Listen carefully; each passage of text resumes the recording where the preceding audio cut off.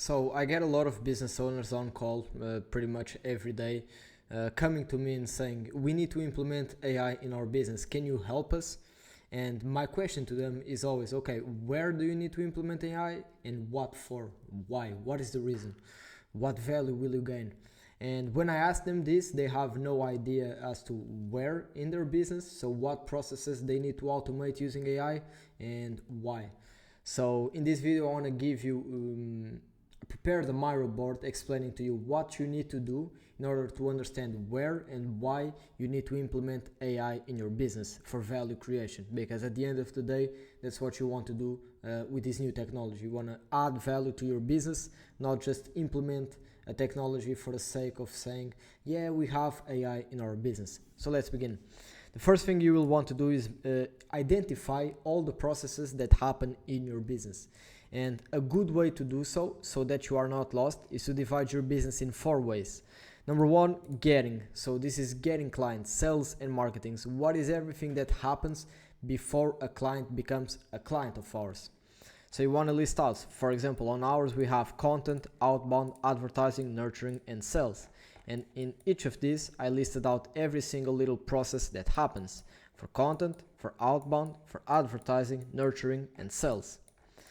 You want to then do the same for doing. So this involves everything when it comes to client fulfillment. So actually fulfilling and delivering on the promise that you made someone, whether this is a product or a service.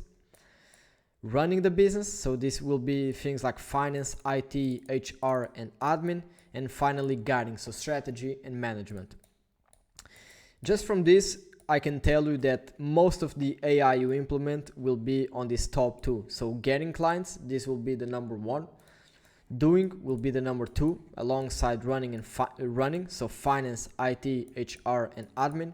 And when it comes to guiding and strategy, there won't be a lot of AI that you're gonna be using, because it's mainly your brain. But you can use AI for strategy and management, and I will show you a bit of this on a later video, because I don't think you're prepared for it at this moment in time. We're still new to this channel. Next thing you want to do is to create your organizational chart, and this doesn't have to be anything complex.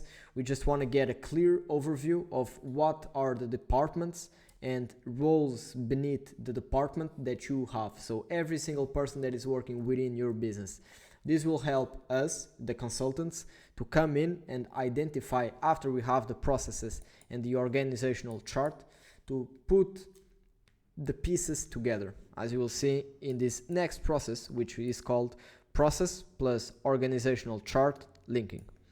And you're going to do this for every process in every pillar of your business. For example, for getting, sales and marketing, let's say you come up with a process of creating video content, which is this little one. You would want to map out every single process on the left, and on the right, every person that is going to do those processes. So for example, thinking of content ideas, thinking of the cinematics, and feedback on the editing is going to be the role of the creative director. I'm missing one for the media buyer, but let's continue. Description, scripting the video is going to be the role of the copywriter. Editing it and doing the thumbnail is going to be the role of the editor. And then the CEO is going to be in charge of recording it. This will give us, once you have done this for every department, this will give us a very good overview of who is doing what. So you will have first the overview of all the processes. Next, you will have the overview of everyone inside your business. And then you will have the overview, okay, who is doing what. Then you can put them with a better visualization like this, after you have done this linking. So okay, this person does all of this, the CEO does this and that, the editor creates the thumbnail and edits it, the copywriter creates the description and scripts out the video.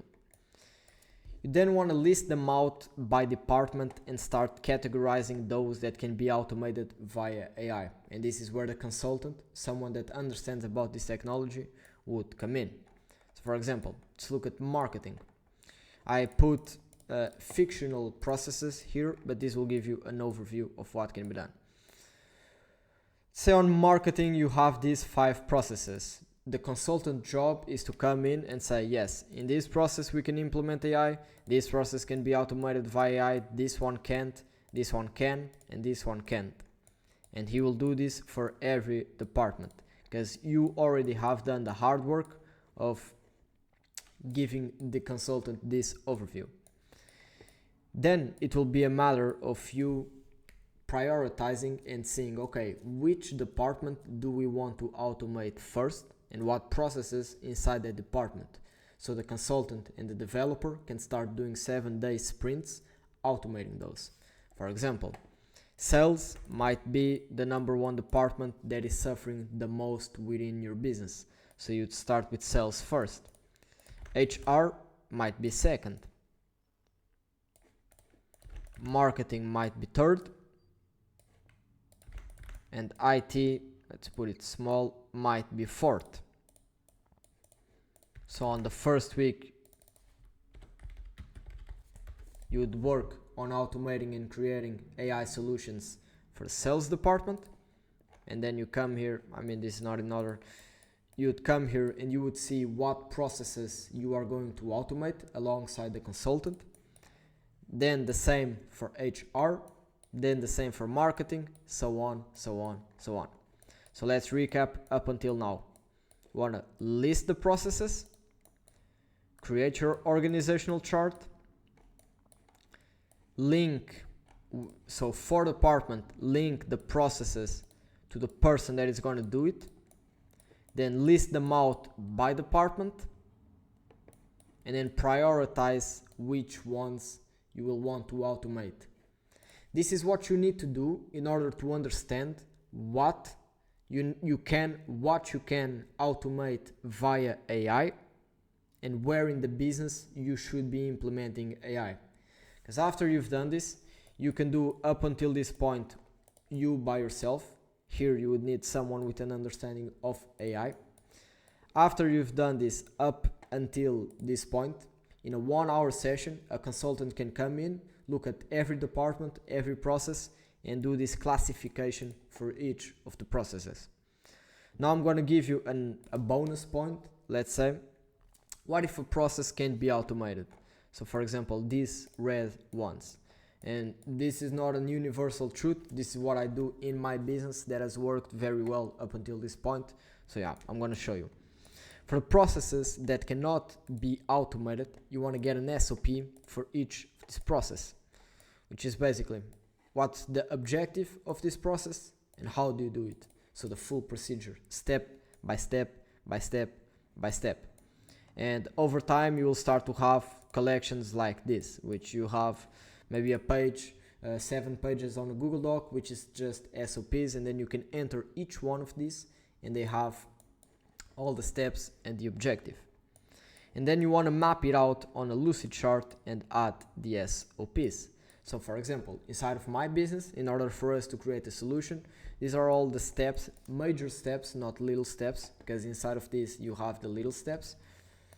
These are all the major steps that we need to do. So we got to define the end product, create a Google form, connect make.com, create the Google form to make.com via webhook. We got to create and refine the large language models and the prompts. We got to create a Google Doc template, integrate it with Make, add a Google Drive model, set up an email sending, create and connect to Airtable, go through the checklist, launch and monitor. If you see here, each one of these, I can show you, has the respective SOP. For example, go through the checklist, we open here. This is everything that needs to be in place before someone can launch this process. Then we go a step further, which is mapping it out for via person. So for example, this point in time, say Andre is tasked with defining the end product, validating the prompts, and then launching the solution, the system. Daniel is tasked with creating and refining the large language models and the prompts, creating the Google Doc template, and then pinging the operation manager when it's done. then formatting the email content, and going through the checklist to make sure everything was done. And for each of these, he has an SOP to make sure no errors are made. And then Pedro is tasked with every task in yellow. What this will do is it will, one, make sure this process is bulletproof. It gets done exactly as you, the founder, wants to. And this takes time. I can tell you, this takes time. It's not pleasurable to do because this directly doesn't make you money, but this has to be done if you want to scale long term. If you don't want your clients churning because they are unhappy with your product, if you want to replace yourself from service delivery, this is what you need to do. You need to map out the processes. You need to create bulletproof SOPs to make sure the processes get done as you want them to be done. And then you gotta assign people to those processes, to the little steps. And yeah, this is a bonus step. So that is it for today's video. That is what I wanted to go over. So I will see you in the next one. Thank you for watching. Have a good day.